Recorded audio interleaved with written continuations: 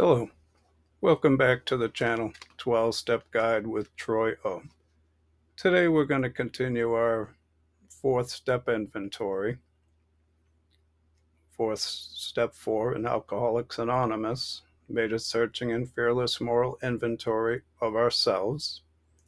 We're at a point in step 4 we're also beginning step 8. If you haven't seen the previous videos on step 4 or other videos right from the beginning, I encourage you to do that before trying to attempt this portion, as we're in the middle of creating one of our lists in step 4, now about sex. Today we're on column 3. Now this was developed in 1939. It was interesting to visit sex around that time. It wasn't talked about maybe as easily as it is today, but the concepts still apply.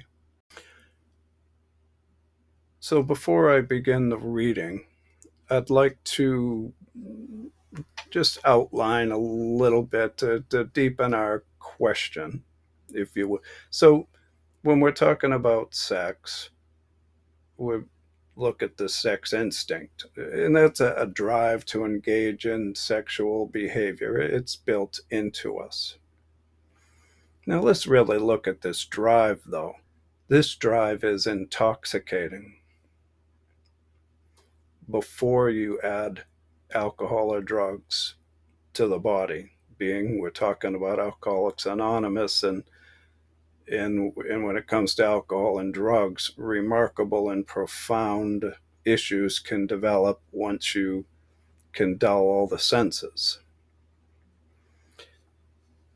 But this sex drive is also backed by tools in the human body, part of us, enabling us to succeed at or encourage the task of engaging in sexual behavior. I believe the more you entertain it, the more it intoxicates you. Just like the more you drink, the more you get drunk. It also can be devastating if you're on the wrong side of it, if someone were harmed by it. But let's understand that the cause and effect during our review today. This is primarily an Alcoholics Anonymous step 4, but other 12-step programs are encouraged to review the original 12-step Alcoholics Anonymous material for specifics. And the specifics might need to change depending on where you're coming from. And so I've talked some about that, and I'll continue to evaluate that some. So let's first, before we go on, if you've got it all set after I read the question, you could end the video here. For the rest, I'm going to then speak on my own experience and try to deepen and broaden the question for us better. So page 81 in the big book Alcoholics Anonymous, that's the original version. It might be page 67 or 68, and it's at the bottom. I'm going to go over columns 1 and 2 for a minute. And these columns are best developed top to bottom. You go left to right, it can really bring up issues that you're not ready to bring up prematurely. So stay safe, go from top to bottom. So column 1, we reviewed our own conduct over the years past. That's our own sex conduct. Column 2, where had we been selfish, dishonest, or inconsiderate? And now we're at column 3, whom had we hurt? So that's the question we're entertaining today. Whom had we hurt? And again, if you're in a different 12-step program and you're on the side of it where you were hurt, there can be a different list that you can make notes on if things come up. You get them down on paper so you can review them later to understand yourself, to understand how you tick, and to in hopes to improve yourself, your life, the people around you. All right, so this question, whom had we hurt? So more specifically, whom had we hurt with our sexual conduct is specifically what he's asking. Now, I took the liberty to generate some questions and categories for us to consider. All right,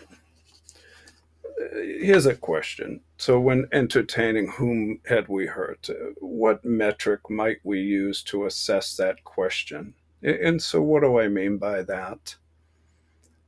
Um, First, because I'm going to be real light on details, like I could try to use all these examples and fill your head with all kinds of stuff. I don't want to do that more than I need to entertain the question. And as Bill had said, there's a whole range of people with varying ideas about what's acceptable, what isn't acceptable, needs, religious, the law, all kinds of stuff. So, but I hope to contemplate these things in such a manner to hopefully enable the individual to best pursue the question and arrive at an answer as we're working towards step 8, which would be made a list of those people we had harmed, the sum of step 8. All right, so let's consider maybe the law. Do we measure it based on the law? Well, the law changes from state to state, country, and over time. And so, what do I mean by that? Well, it was illegal in this state, so I should factor that I might hurt them, and I walk over the state line, and suddenly I'm free. Everything's all set. So, you appreciate the range to that. It's trying to target whom had you hurt? Bill talked about not the right kind of sex. Uh, the law may conflict with individual rights, some people may believe. Uh, what type of sex they might be able to have or not have. And you may feel, oh, that type isn't all right, but well, how about in prison? Are you concerned with what's happening in prison? Because I assure you, things are happening there that are a problem. And sometimes might even hear of some egregious thing and feel relief. Oh, they're going to get there. What's coming to them or something. And that when someone's harmed in this way, it doesn't make it better, regardless of where. There's such a thing as a cycle to continue to develop these types of behaviors. That's all. All right. Did you know at the time you were in the wrong? Did you feel you were in the wrong? Maybe you were blacked out. Well, did you know using drugs or alcohol can do this to you? Did you know you shouldn't be drinking and doing drugs because when you do, things can happen? So the responsibility is still there. Various ways to look at it. How about in the eyes of God? Well, what set of guidelines do we use? Is God telling me directly, here's what's right, here's what's wrong? Do we look at things like age, puberty, or the law? That can get a little confusing and conflicting. If they weren't hurt, did someone else suffer instead?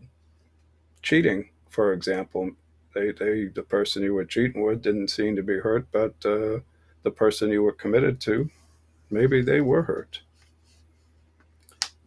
How about individual suffering, guilt, STDs, sexual transmitted diseases, marriage issues, the law, morals, flirting with disaster? You knew, and that matters because you know. That's going to really matter. I want you to embrace that. If recovery is important to you, do you know that matters a lot? Because I know. And that's an important piece in your life, your word to yourself. So we'll get into now some categories, types of different things, and these can overlap just to expand the mind on what's going on, because you wouldn't think in these terms every day in these questions to try to answer this basic question. And again, depending on who you're proposing the question to, they may see it differently depending on their experience, their morals, their values, the law, on and on. So, types of sex, for example, intimacy sex. That involves deeper feelings of affection for each other. How about one night stand, a singular event? Maybe it's planned or unplanned. Convenience sex. Both were handy, but no real feelings between the parties existed. Relief sex. Relieving tension. Make-up sex. Maybe sex after a fight. Hate sex. Well, that involves resentment, anger, or dislike during the act. And there's a wide range of possibilities to that. It could be one person of the two, it can be both. Illegal, willing sex. So the sex was illegal, but both parties were willing. Unwilling sex, illegal. Might call it some kind of rape. Unwilling sex, but it's legal. That might be a country specific, or historically, maybe it was legal in marriage or something. Times again are changing, and these are concepts that we'll visit a couple of ideas at the end to try to tighten this stuff up. How about experimental sex? You're experimenting that's cover a wide range of things and a wide range of ages and experiences. Fantasy during sex with another. You're pretending it's someone else in your head during the exchange. Fantasy sex alone. And I think an important question here is, are you flirting with disaster? What does this fantasy look like? Are you flirting with disaster? Sex for money. It could be prostitution. It could be legal or illegal. Cheating sex. You're cheating on your committed other. Sex leading to unwanted pregnancy. Entrapment sex, maybe you wanted a baby or you're extorting. Polygamy sex, more than one partner at the same time, could be called a threesome, things like that. Incest, willing, legal or illegal. Incest, unwilling. Rape, it's an unwilling partner. There's a type of rape, willing partner, but it's against the law, so the law calls it that. Underage sex. In that category, I encourage you to consider urges or actual. The same sex having sex. Oral, anal, vaginal, with props or videos. Blackout sex, having sex at a time when you're inebriated, alcohol and drugs, and you don't remember it. There's also drugs that you might have ingested not willingly and not remember it. That would go on a different list. For example, sex leading to sexually transmitted diseases. How about a nymphomaniac, that'd be female, or satromaniac, that's the male, with excessive sexual appetite. This is real excessive beyond what might be considered normal. So consider these various ranges. how you felt, certainly, all those categories. And I think at least one may be constant. If the other person had sufficient facts, would they see it the same way you do? If whoever the partner is that you wrote down, how would they feel about it if you, for example, had explained the whole thing out and were to able to elicit their opinion?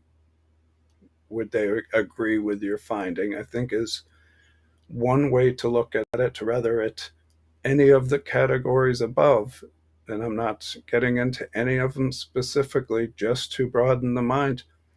I can't answer your questions for you. I don't know how you feel. However, I do believe it is important to have a credible understanding of the question. I'm going to make an effort to better define that question, keeping in mind this is one man's opinion. But if you don't like my definition, I think it's a good idea to develop your own. When you take this into step 5, make sure the person you're talking this stuff out with really understands what you're trying to achieve, trying to look at, and trying to evaluate. In this way, you and they better understand the question. So I'll make an effort. And also, if you're not sure, write it down, talk it out. If there's something there, you'll find it. So here's an effort at clarifying.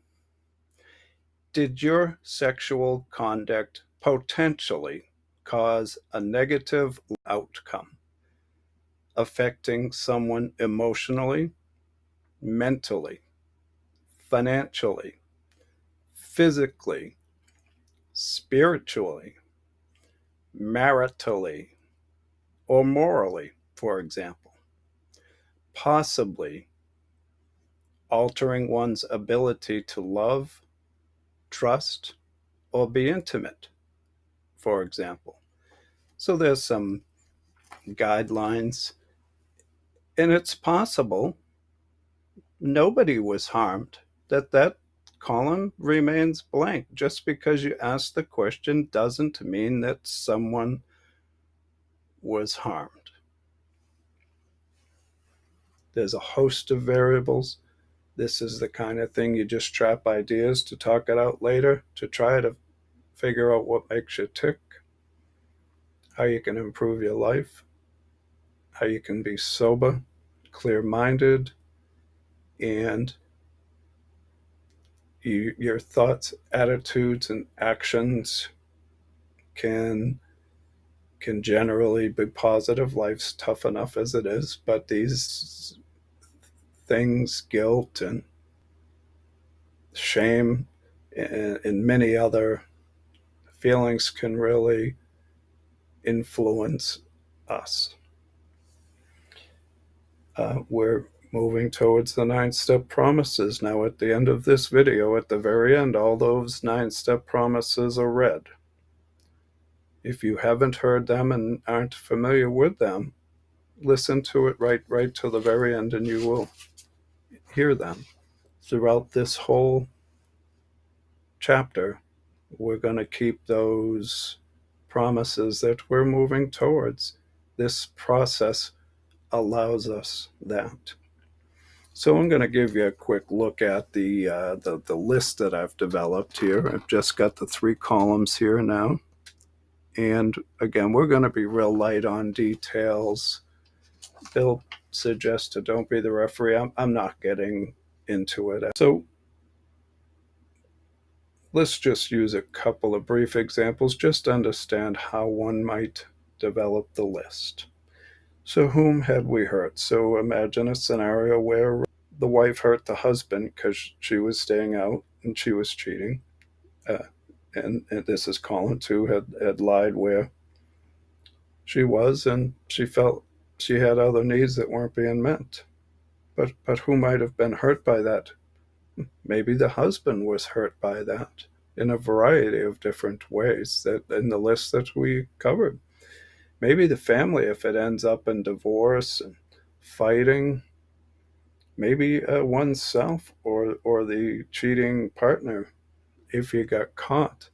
There's a wide range of possibilities there. Now, we're just trapping ideas into us to talk about later. As long as you can trap the idea, you're not looking to put down a lot of information. It's too early for that. You just want to trap the door. Don't try to open it. And just one other example, because I want to see the contrast between them. So I had an example of a gay lover, and so let's imagine a scenario where a male's married to his wife and then picks up a gay lover on the side. Well, does that compare to the first one?